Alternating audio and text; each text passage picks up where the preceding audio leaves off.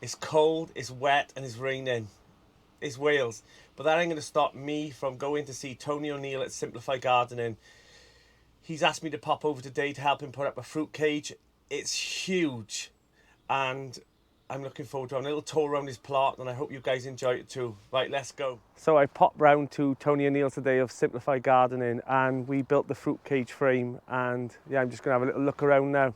So here's Tony now. Hey guys, how you doing? Right, what do you want to see? Let's have a little look around, is it, Tone? Well, you can have a look at the mess.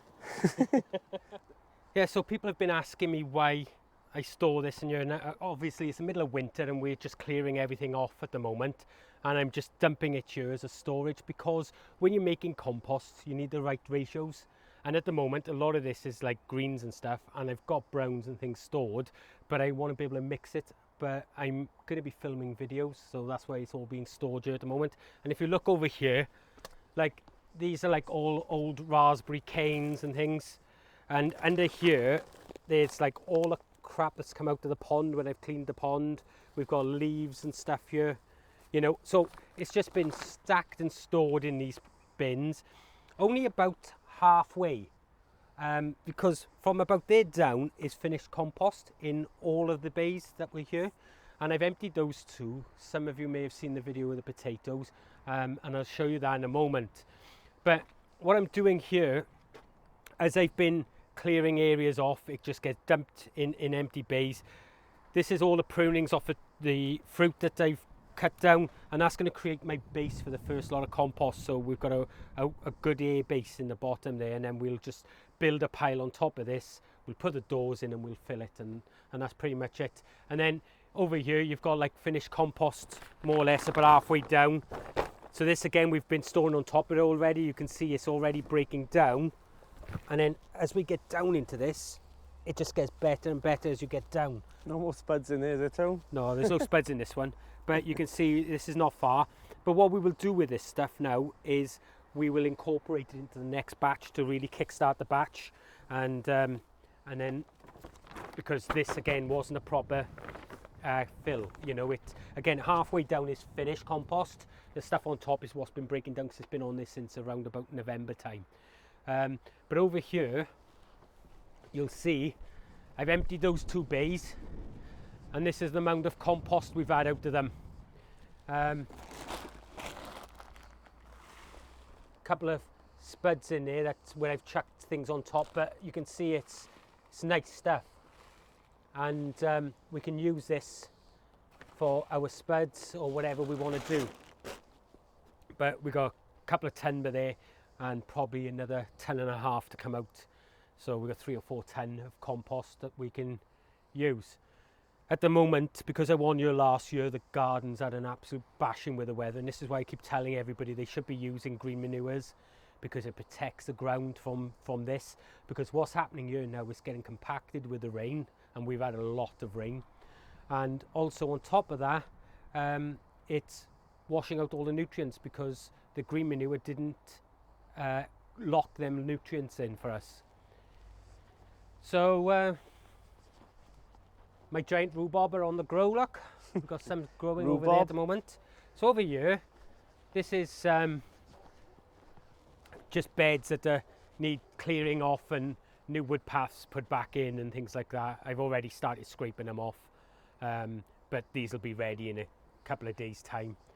And I'm changing that area of the garden up there, so you'll notice all the bins are gone. You know, I had compost bins, Dalek style there. So they're all gone now, and that's going to be turned back into growing as well, because I'm going to build, where all that stuff is being stored down there, I'm going to build another bank of those compost bays.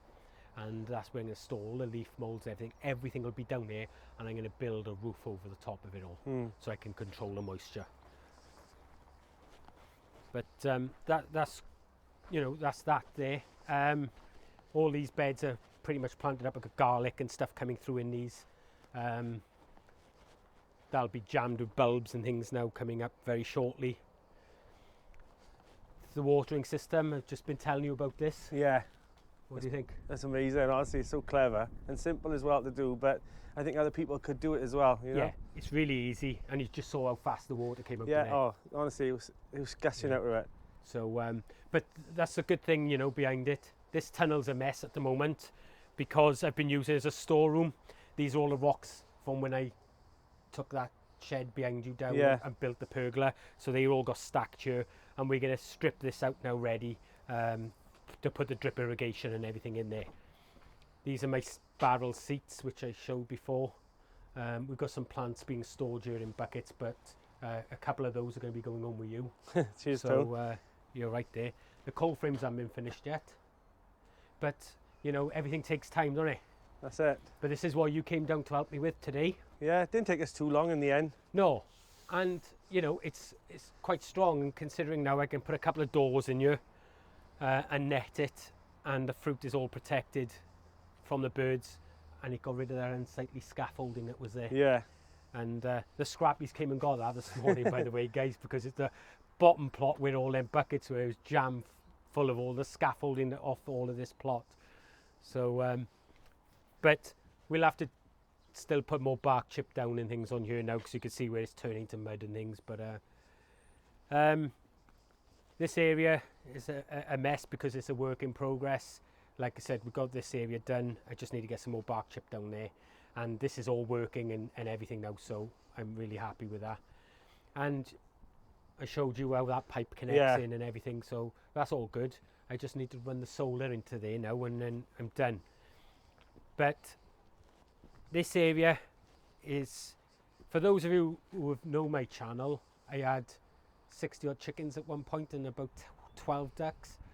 So I'm bringing poultry back in, and I'm only probably around 6 or 9 hens, and they're going to be going across here.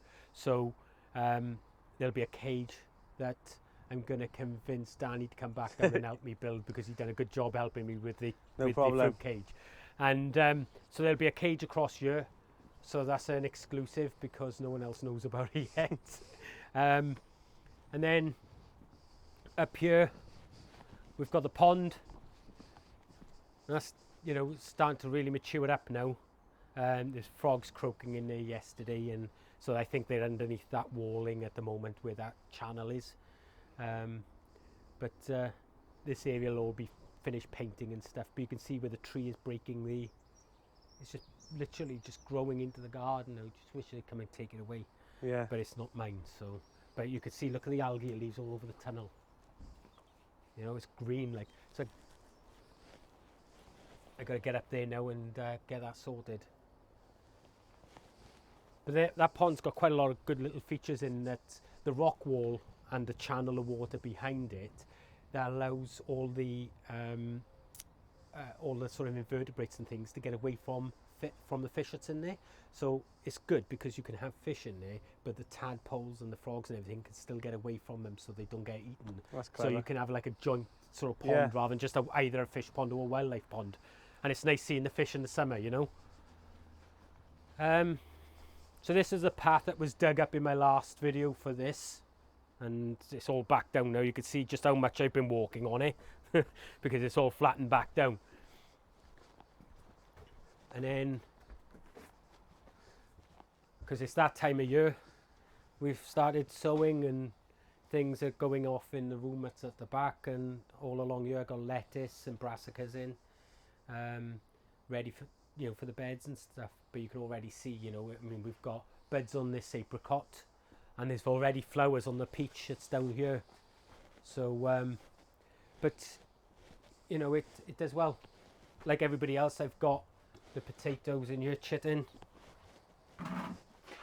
So they're all up there, and Danny's going to be growing Rudolph this year, isn't that right? Yeah, thanks, Tone.